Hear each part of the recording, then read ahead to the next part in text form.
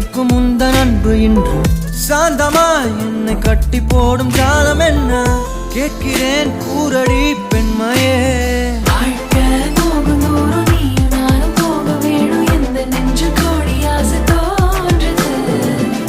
எந்தன் பாதி என்றும் நானும் உந்தன் மீது என்றும் காதல் பாதுக்குள்ள வந்து ஓதுது.